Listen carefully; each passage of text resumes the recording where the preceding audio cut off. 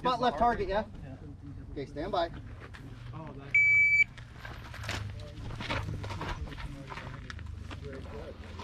get live stream.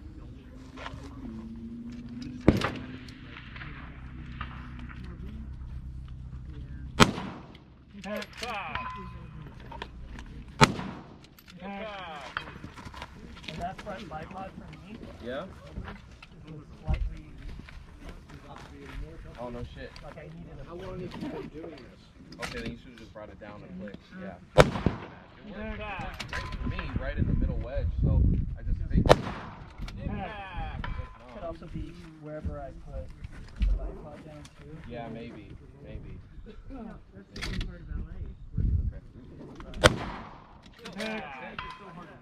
And you were You're trying to go a little fast. The last two. Yeah, yeah. You're trying to go a little fast. As a DP. I think the lone people have been faster, I but started out like PAing and stuff. you know. All day long, it would have exploded the target. That was a good run, buddy.